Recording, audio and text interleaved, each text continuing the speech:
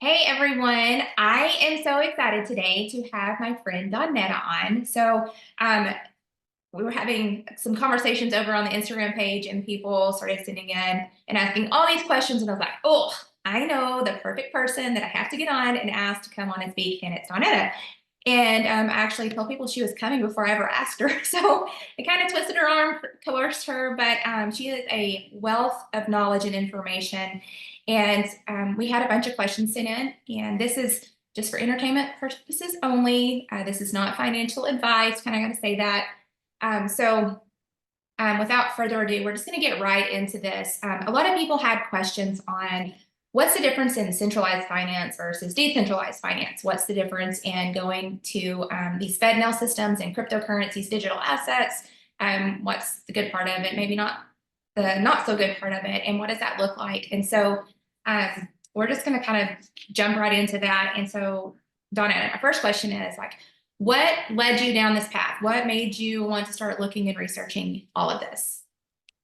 Okay, first of all, I've always for the past several years have been interested in the stock market and trading in that way, but started hearing more and just randomly learning more about cryptocurrency. And the more you hear about things, the more you probably ought to pay attention because it just keeps coming up and you're like, and then I ran across a couple of probably online influencers that caught my eye, and they're talking more about it. And, they're like, you've got a couple of years to start accumulating and doing stuff like that. But eventually this is going to be our financial system. It's Right. going to change. It always changes. All of it goes through a period of time where it's allowed to run, and then it's on to the next thing. And crypto is going to be the next thing. It already is a thing, but it's being done mostly behind the scenes. And so I don't know why. I just felt a nudge to start learning about it. And here I am. You're my favorite person to come to when like I'll have a dream about something, or I'm like, hey, I really need to do this, but I don't know what I'm doing. And I remember what was this, a few weeks ago? It was, I don't know what, we're in a different time zone. And I finally sat down at my computer to get onto this decentralized exchange and start doing some things. She was like, really, like, you need to do this. And I started doing it, and I kept trying to say, okay, we'll do this, we'll finish it tomorrow. I mean, it had to have been like midnight at your house. And you're like, no, Brandy, we're going to do this. So I always want to honor you for that because you see, you understand, you've researched it, and you don't keep it to yourself. And I love that about people who are trying to help others. And I think that's part of the whole reason of even doing this right now is building the kingdom is it's not like this is only for me. This is for everyone. And when you can get ahead of something, it kind of takes the scariness away from it, some of the fear that people have with the financial system right now. Because when you have that understanding, you have the education behind it, it takes away that sting of the fear, and you begin to learn about it. So it gives you more of a preparedness, right? And so let's just jump into that because we talk about the Great Reset and the Kingdom Reset. It's kind of the terminology that I use anyway.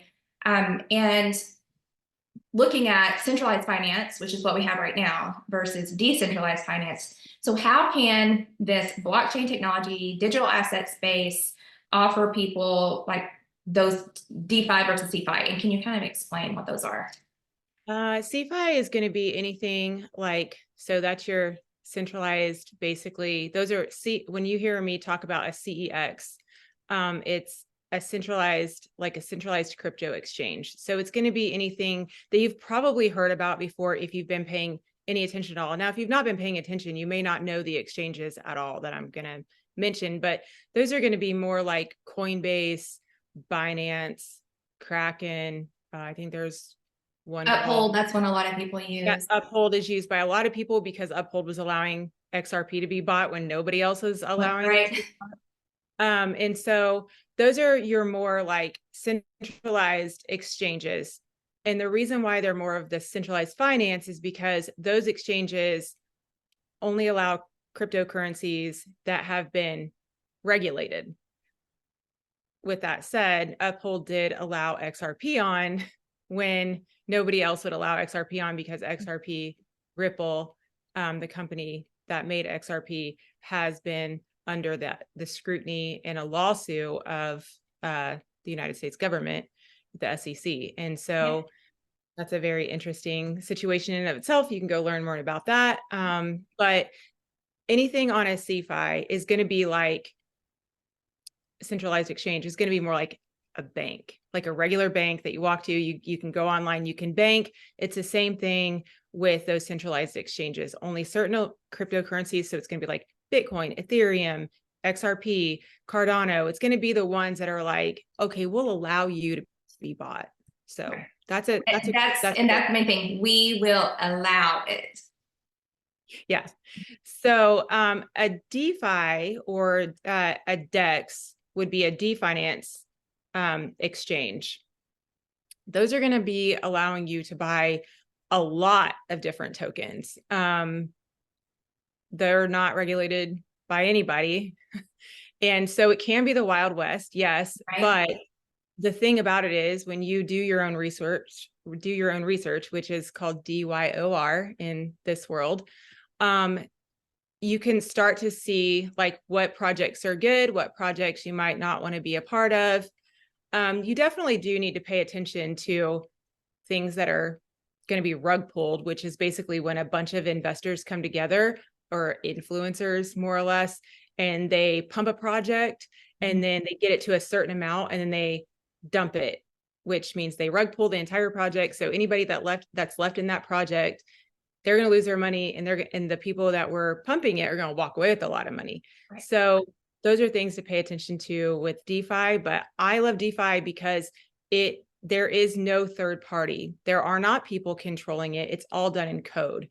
So So basically, DeFi is we're using the blockchain technology to have a peer-to-peer transaction. You're getting rid of third parties. So yes, you're getting rid, let's just use this, like you're getting rid of the bank. And you, like, I'm just transactioning like me to Donetta. I don't yes, need anybody else in it. So this technology allows that on a decentralized exchange. right. So the Right. decentralized exchange, you're going to custody your own crypto. So with a centralized exchange, you can go on, you transfer money from your bank to the centralized exchange. Now, with that said, there can be, if you don't use like a debit card or a PayPal, there's going to be a waiting period to even get your money. So right there off the bat, if you think you're just going to transfer money from your bank, which by the way, half the time your bank is going to not allow you to get into crypto, they're going to make you jump through a bunch of hoops in order to send money to the centralized exchange. You're going to have to jump through those hoops because a lot of the DeFi exchanges, you have to use like Ethereum or something like that in order to buy alternative coins on the DeFi exchange. It's a lot more simple than it sounds. Don't let it scare you away. But on that centralized exchange, this is why we don't love them, because they're controlling every aspect of your money. They're deciding when they're going to let you have your money. They're deciding like when you sell, like let's say you're going to sell for a profit, they're going to take a large amount of that for a fee. And then they're going to tell you when you can then put that money back in your bank. Yeah. But if you're doing everything with your own storage, either through a hot wallet or a cold wallet, which... Okay. Can we pause for a second and tell people just very basically what's a hot wallet versus a cold wallet? Yes. So a hot wallet would be anything that's online. So like a MetaMask wallet, a Phantom wallet, a Rabby wallet. There are different kinds of wallets that would go into that hot wallet category. Right. Those are the most popular, and those are the ones I'd like to stick to because they're the easiest to understand. It's an extension that you use on your computer or an app on your phone. A cold wallet is going to look more kind of like a flash drive. I use something called a ledger. They've been around forever. Yeah. Well, for as long as crypto has been around. Right. I want to tell people you can look those up. They're called nano ledgers, and there's a couple of different kinds, depending on how many coins you're invested in, what type of ledgers that you actually need that to run. So nanoledger.com, I think, if someone's looking for a cold wallet. And never buy, if you want a cold wallet, don't ever buy anywhere other than the actual website that is the company's website. Don't go on Amazon and buy one. Don't buy one from anywhere else, because you can get, so the way that a wallet works is that it gives you a seed phrase, and that seed phrase is your responsibility. You have to keep your seed phrase private. No one gets your seed phrase ever. It doesn't matter if somebody's like from one of the exchanges asking you for your seed phrase. No one's ever going to ask you for your seed phrase that is legit. The wallet is self-custody. It's putting you in charge of your own money. This is part of that decentralized finance key, is that you're in charge of your own money. You're custodying, you're your own bank, basically. So your money is in your possession at all times. This to me also speaks to, we're talking about a kingdom reset being, sovereign. So if you are wanting to be sovereign, you actually have to have a responsibility, right? So a lot of people don't want the responsibility. I'm scared I might lose that. I'm going to let somebody else control it for me. But this is the place of where you actually have to mature and say, I don't want to be a part of the system that has controlled and manipulated all of this for a long time. I actually want to take my responsibility to have my own sovereign part of this. And so I think too, like we'll see people who choose the DeFi versus CeFi, even based on that. I have a friend right now who has lost her phrase until she's like, I can't get in it, because when you have those keys, no one else can get in it. So there's a responsibility in that. And so, and if you're listening to this, I'm not making fun of you. It's just an example of why it's important to really, take care of that. And then also, if you have a cold wallet, we suggest putting those into a Faraday cage type bag, Faraday bag, that protects it against any type of frequency, EMP, things like that. There's just a responsibility that you need to take protective measures in for anything that you would do. So just wanted to add that little note to it. Yeah, no, that was a great idea to make sure that people know that. Okay, so could you give us just a quick example of maybe a CeFi that is up and running, maybe one that people could look into? A CeFi or DeFi? Oh, sorry, I meant DeFi, not CeFi, DeFi. So there's lots of dexes, and those are going to be like Uniswap, Pancake Swap, Sushi Swap. So the thing about crypto is like super fun. It's animated. It's almost like a video game. D-finance is what I'm trying to say, not necessarily C-finance. But D-finance is kind of fun. Like there's meme coins, like they make the exchanges super fun. And so those have funny names, but it's kind of meant to. It catches your attention. It's super fun. And the memes are fun, and they gather attention from people. They're like big attention grabbers. And so you can get something that looks just like a meme coin, but it might have some utility with it. And if you hang on to it for a while, because you can get them at these insanely like low prices, I'm talking like 6 zeros and a 7, like a lot of zeros and then your number. Okay, pause. When you said utility, can you tell people what that means? If It's a utility. So basically like a use case, depending on what the project is, they can have different use cases. One of the easiest use cases to describe is XRP, and that is our centralized coin. But the reason why I like to use XRP is because think about, so cross-border transactions is really what it's known for. But think about anytime you try to do a wire transfer, it doesn't happen immediately. Like you got to wait a specific amount of hours for that to go through. And with cross-border payments, we have a very antiquated system. It's called the SWIFT system. And it can take like longer than days if you're going international. So what XRP is created to do is to like take that system that's old and takes a long time to get your money and has enormous fees with it, and make the fees very tiny and make the transaction happen in seconds. Right. So that would be a utility coin, a use case. So but there's a technology behind it. There's something that it's offering to. It's a solution to a problem that we have. Yep. So Oh, go ahead. that's what a utility coin is. And a lot of memes are starting to recognize that maybe they don't want to just be a meme coin. Maybe they want to be like, and a meme coin just means it's kind of like something funny. It might have been started out of just humor, but then they find that the community, like a community of people, will just gravitate towards it and they want it to go on. So then the developer, which is called a dev in this world, will then turn it into have a use case. So Okay. good examples, like I said, are Sushi Swap, Pancake Swap, real DeFi. You're going to get into Pulsechain, which is my favorite like project all around. That's a big deeper research kind of project because there's many moving parts to that project. And can you, like, we've been doing a lot of research around that one.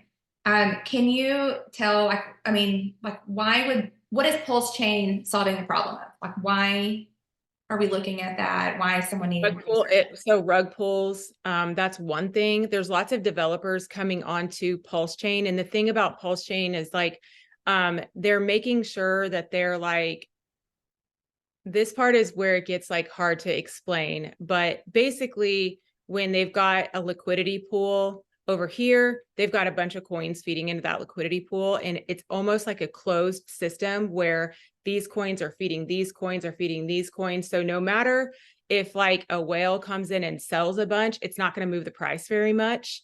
Okay, wait, what's a whale?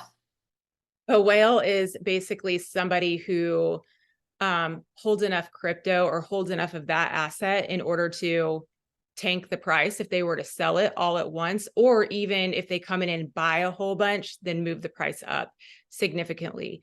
And that's not really something that, I mean, of course, there's going to be whales in every like project, but you don't want it to be able to tank your price. I also love that the Pulsechain developer and another developer that I've come to like research a ton about on Pulsechain, like their goal is sovereignty. So it's definitely like a DeFi in itself is like the people's finance.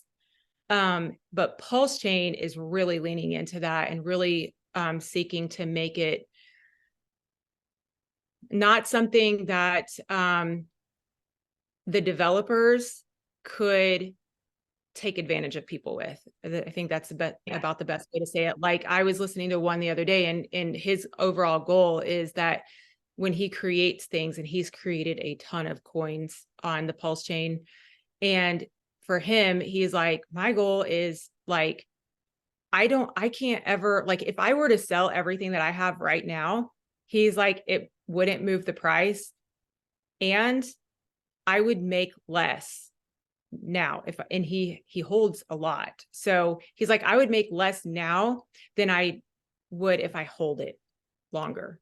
And which everybody's like, well, yeah, the price will go up. No, it's because of the way that he's built the system that he can't take advantage of the system. He can't take advantage of the investors on the system. Right. And I think too, that's something that people need to do a lot of research around is like, you're looking for people who are leading from the heart. Okay. Like we're looking for leaders who are, it's not about me. I'm setting up only myself and then I control the entire system, which is what we have going on right now. With even the way that corporations are set up, the Federal Reserve is set up, the way that our,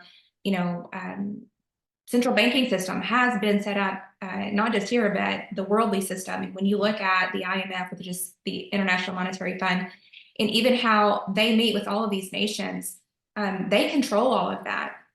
And yes, we have regulations, but you can even see through some of the things that are going on, here, even with XRPs, we've been talking about that one, how those governmental systems through the SEC and things like that have been controlling and manipulating even some of these products that have utility, whereas other nations around the world have already been piloting this. But now here we are kind of, on the back burner of that. But it's really important to see like who's behind these systems. And then, some of these systems, we've talked about XRP, they're looking at the stable coin, and we have the bill that's trying to be passed right now. We do need some regulation. That's not a completely bad thing. But when you start regulating what can and can't be used, you're talking about some of these ecosystems that are being built, and you're starting to stifle the creatives, right? The innovators. And I think that's one of the reasons that the DeFi is really good, because you've got, these decentralized autonomous organizations that begin to be built, where many people can start to use, these systems and have use cases. It's like, think about the artist, and they've only been painting, but now all of a sudden these artists and these creatives can come into the financial sector where they've been stifled before and haven't been allowed to, but now all of a sudden they can. And so it's opening up the possibilities that are going to be used for, what I just call kingdom businesses, kingdom purposes, humanitarian aid, and all of these things that can be used without governmental control inside of them. But all governments around the world are going to try to Oh, keep they're it going in to a try. very They're going to try to come centralized back. space for a while. Okay, so we've got about 5 minutes left, and I wanted to ask you, okay, so one of the things we've talked about is like knowing your customer and how the centralized finance, the CFIs work, right? And so how you have to put in your information and they know who you are. It's Can you exactly like a bank. Exactly. Like the bank has to have all your information. So these CFI exchanges want all of your information. Okay, so when you were talking about a well a second ago, so these people who hold very large assets, so if they dumped all of their stuff, like it would move the market. So how can like a DeFi, let me back up and say this a different way. I want to use language that people understand, because I know like learning some of this is a second language for people. Okay, you can see that a well is what we call them, has a lot of funds, or what it is that they hold, but you don't know who that is. Right. So can you explain to people like how the technology works, where you can see what is on the ledger, but you're not being able to see who holds that? Yeah. So the easiest way is that there's a set of numbers that's attached. It's basically an address, a contract address that is attached to your wallet. And those wallets are what can be seen. So when you hear things like, well, we know that there was this big transfer, like if it's hit, whenever they're always talking about I mean, like the news or the government always telling you about how like, well, crypto is bad because it can be used for bad things. Well, the last I checked, cash can be used for bad things and gold can be used for bad things. And then they'll say, well, Bitcoin was sold for this much to be able to purchase this terrible thing. How do they know that? Because there's an address connected to the wallet, but so like when you sign up for a hot wallet, that's the online wallet or the extension, the app, whatever, you're not putting in your name, your address, your phone number, your license. It's not attached to a name. It's only attached to a seed phrase. Right. That's why having your seed phrase is really important. A seed phrase, and then like the online wallets will have like a password to be able to get into it. Right. And so that's how they know, oh, that wallet sold a bunch or it's holding a bunch. And a lot of the DeFi exchanges will have like top holders and certain, you can look up like who's holding the most of this, and it'll show like the wallet address, but you can't supposedly there's some way to track it back to a name, but it's awfully hard. So the common everyday person and the everyday regular business isn't going to do that. Right. So when you're on a KYC, which is the know your customer on a crypto exchange that is Coinbase or whatever, every transaction that you do, they can report to the IRS. They have reports now from their exchanges, for you to file. That's still just another control mechanism, which is what we're trying to avoid. Right. We have innovation. I think this is the main thing. Just because you have a technology that is based in something does not mean that it has to be used for negative, because it's the intention behind it, right? And so a lot of people who keep going, well, we can't have these digital assets. Well, let me ask you this. Do you use a debit card? Do you use PayPal? Do you use Venmo? You have been prepared for a very long time to use these things. And so when it comes to, okay, we see the system and we don't want it to be more centralized, more power, more control. And so this is why you need to look into ways of having the decentralized finance inside of these technologies that are being used. It also Yep. matters who's in control and who's in power when these regulations are being put into place. And the Fed now system here in America, we had put in place. Well, there's still a lot of stuff working behind the scenes with that, where you have master accounts, which is for the banks, and you have to go under their rules, or you're not going to be able to run as the bank. And then they have the Fed now accounts for the consumer, which is us, which would be what Donna is talking about as a KYC, know your customer. It's still you running through the bank that you're running through, but you're using your digital assets through that. This is part of the problem reaction solution. But it matters who's creating the solution to the problem that's coming, that they already know is coming, because that's the whole reason. If you go back and research the FedNow system, oh, we had to bring it online sooner because we had a pandemic and we saw all these things. So we saw the reaction from the people. Oh, you really want this, right? Sure. But there is a way to set that up to be decentralized and not always centralized. And so I think that's probably one of the things that a lot of people are trying to understand right now. And a lot of the questions that came in were around centralized versus decentralized. And I think you did a really good job explaining that. It can be like a second language, like learning.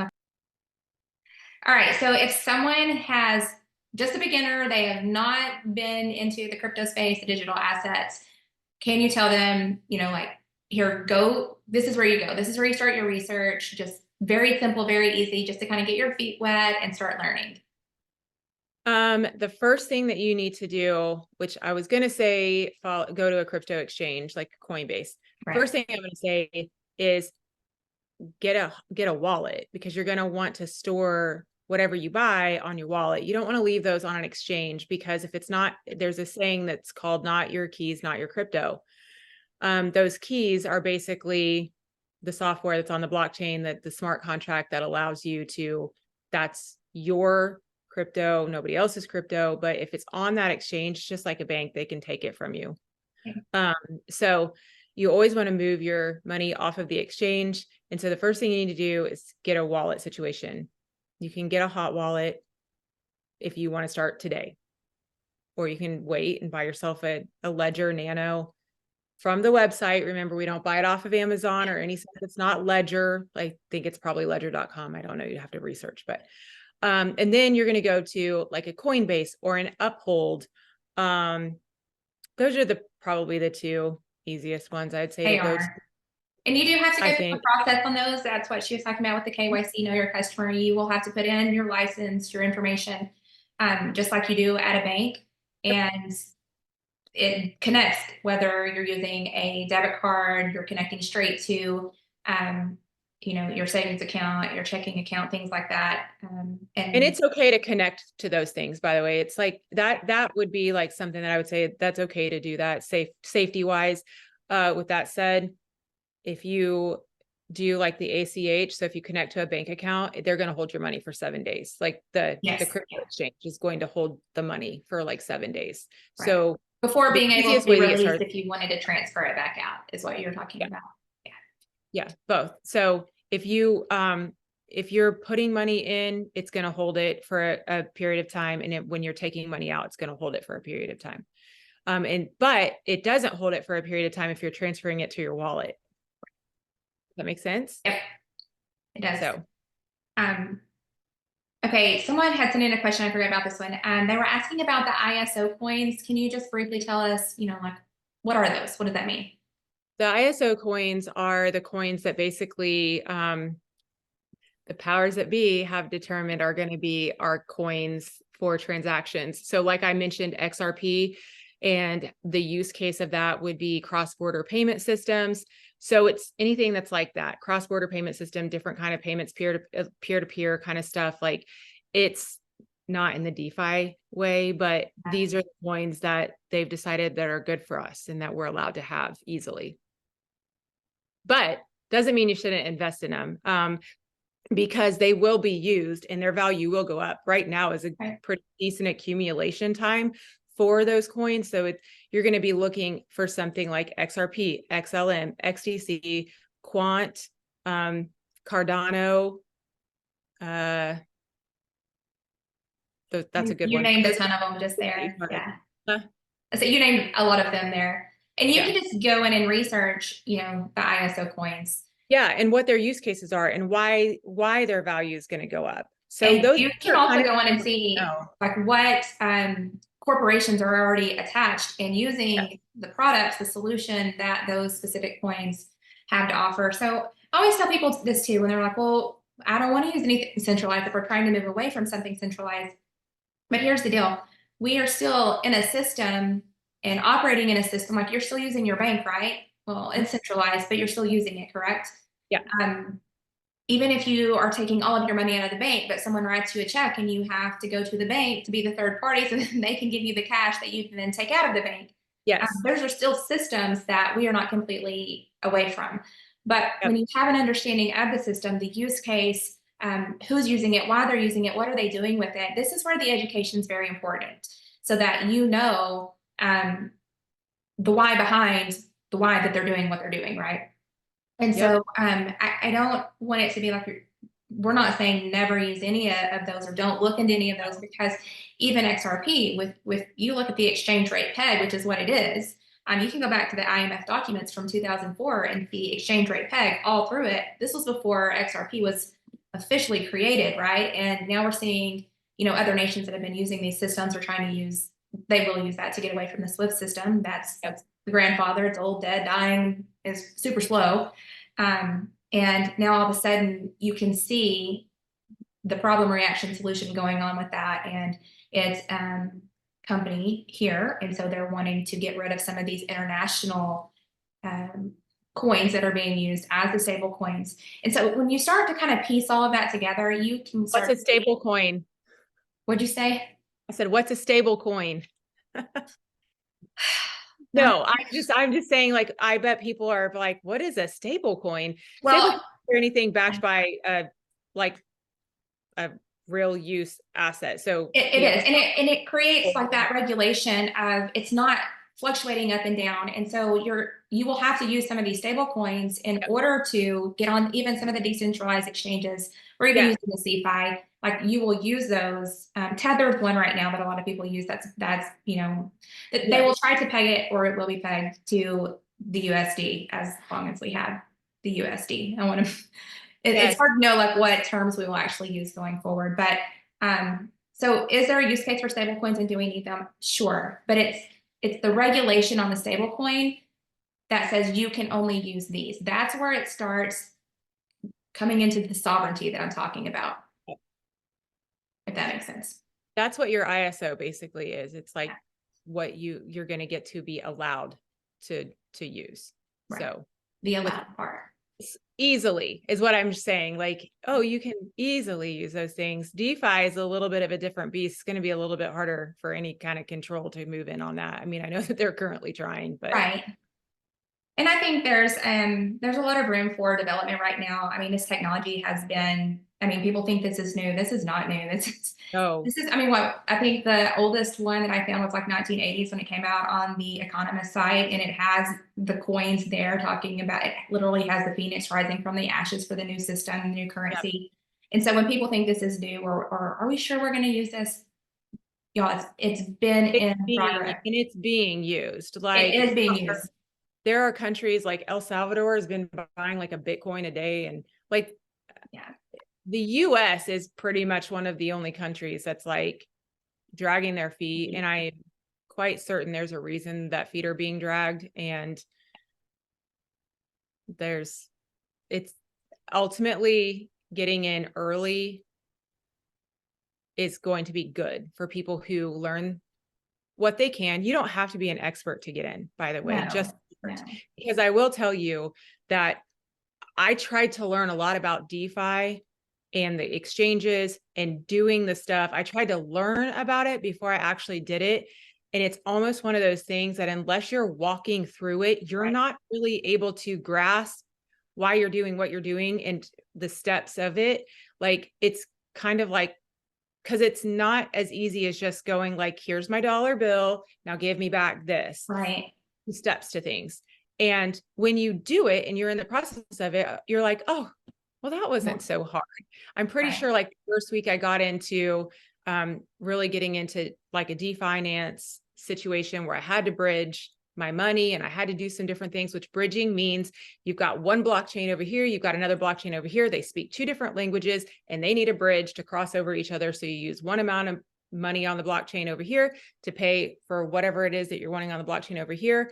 And they're able to connect through the bridge. It's very simple. It sounds not, but it's simple.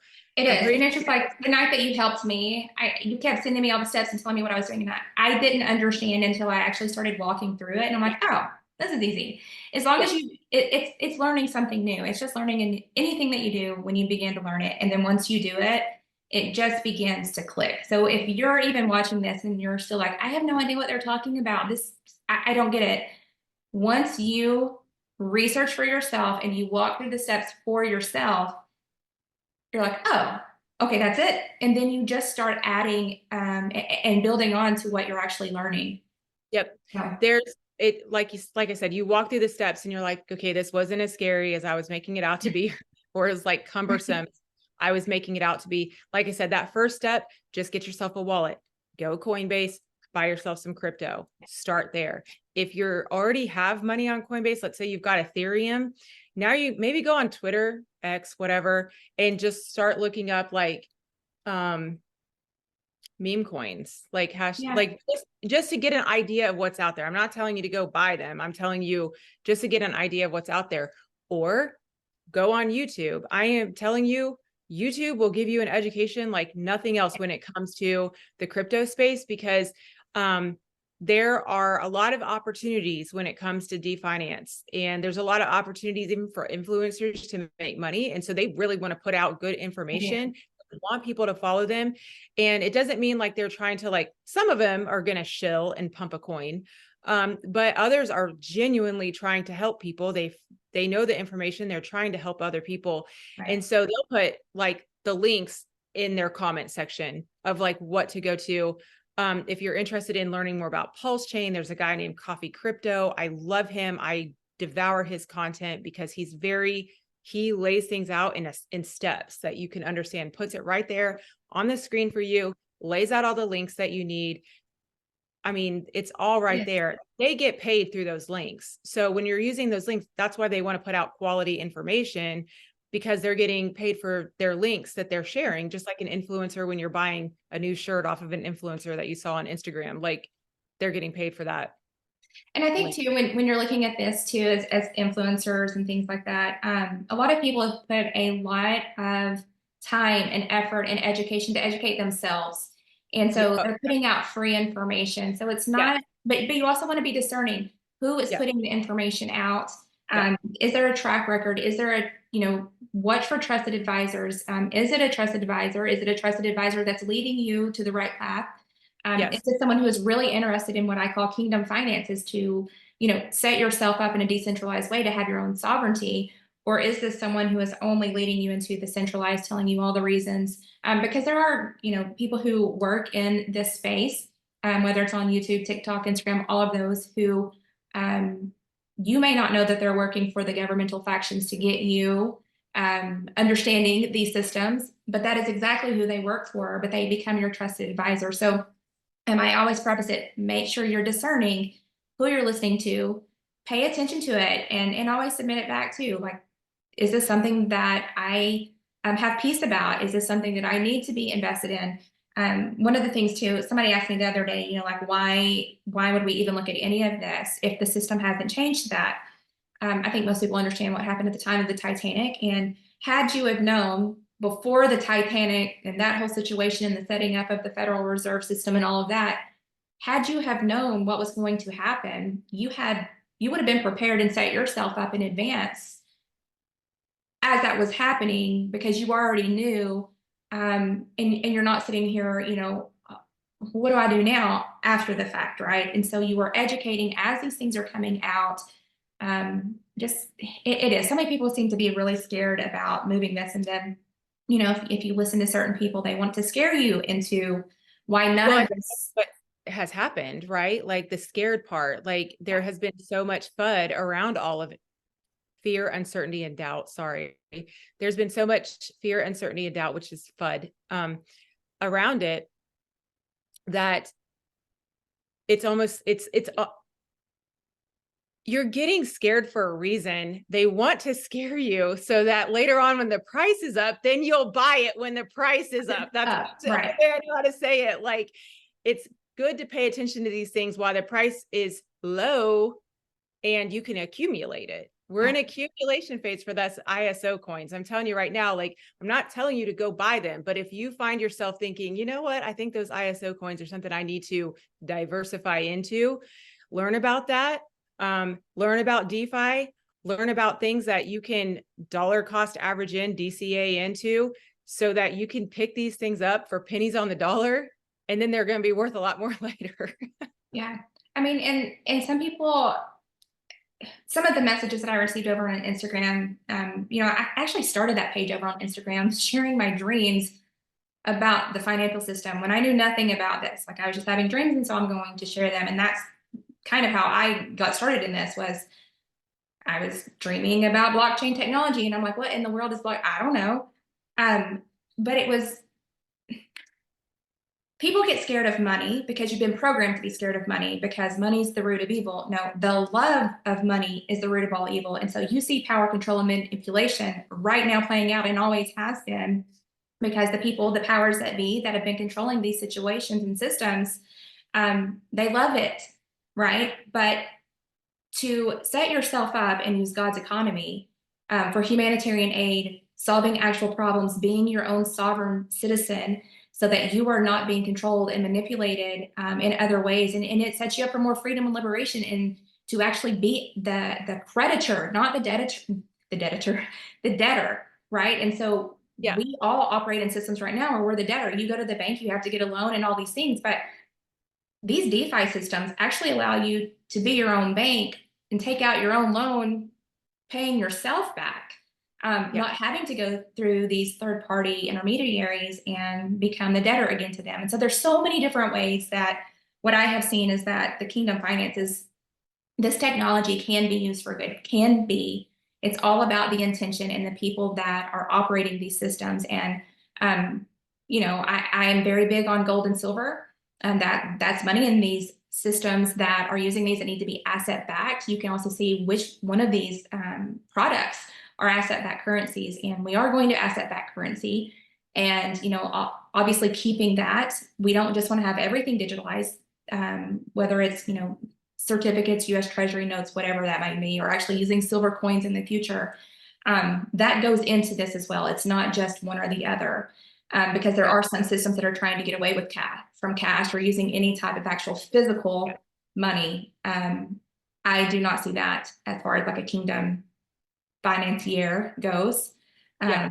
So those are just kind of my final closing thoughts. Do you have anything that you would like to add? No, other than I think that I think I can give like an example of a place to go on YouTube if people want to learn just like really basic stuff. Okay. It's called Whiteboard Crypto. Whiteboard Crypto. Whiteboard Crypto. And the way that they do it is basically on a whiteboard, and they draw out stuff and they make examples. And like, I feel like that's so I think you could say, like, finance whiteboard crypto beginners kind of stuff like that. Those are going to be older videos. They have newer videos explaining kind of the more in-depth stuff that you can do with finance or dexes, but it's a really good place to go and just start learning about it, because it's important just to start learning. Like, there's a lot. Anything. Go ahead. Sorry. No, I was gonna say, anything that we're walking through right now, think for yourself, learn for yourself, educate for yourself. Don't always, like, even us, we're just having a conversation here and telling you kind of our path and what we've understood and where we've been, led. But this is the part of the sovereignty, is you have to take the responsibility to research for yourself and stop trusting everybody else to do these things for you. But a lot of people, it's come in our society of, well, I just don't want to do that. It's easier for somebody else just to do it all for me. But this space takes your own education. To own your education. Yeah, it does. And that's actually like one of my favorite parts about it, is like, I can empower myself to go find the information for me and not have to, I mean, there's a lot of really great people you could pay to be in their communities, and they're good people. Like, Yeah. I'm not gonna, but there's also like the best thing that you can do is just start off by watching some educational videos on YouTube. Right. Like I said, that I really like the whiteboard crypto because they give like a lot of scenarios, and they really like lay things out. And I think they make a joke like even your grandpa can understand it. Like, I like that. so it's like very simple to start grasping Yeah. concepts that are not easily grasped, I guess. But you don't got to grasp everything in order to get started. That's the Right. thing. No, you You don't. don't even have to grasp everything in DeFinance on a DEX to get started. Just get started. That's me. I'm just started. Like, and I feel like the more that you do it, the more you learn. Every time I'm just adding to my like I have a foundation, and I'm just adding to my foundation every time Mhm. that you tell me to go learn about something. So, okay, we will probably do another one of these. I know that there's going to be some questions from this, but we just wanted to answer the questions over. Both of those were the questions that came in from Instagram when we were talking about this. It got started. If you didn't see that, we were talking about Japan and watching the U.S. Treasuries and how all of the nations around the world. This is not just an American thing, right? This is a global currency reset that we are having. We are having a global currency reset, and it's just good to be educated about it. So that was one thing I was going to mention is that we're not looking at just USDs here. We're looking at the fact that crypto is, I mentioned it's like the people's finance. DEXs are the people's finance, and they go across all the borders. Like they're Right. global. It's And global. And some, the people were bypassing governmental systems. yeah. So liquidity, they're ran by liquidity pools. And if you don't know what a liquidity pool is basically investors who are putting money in liquidity pools. Yeah. And like when you're putting money in, you're adding to a liquidity pool. Those liquidity pools also you can make money off of those liquidity pools by staking your crypto, by yield farming your crypto, and you make money every single day off of doing that. So like those are more advanced things that you Right. do down the road once you've learned things. But when she's talking about like being your own bank, taking a loan out on it, like against your own stuff, like there's so many things that you can do, and it's global.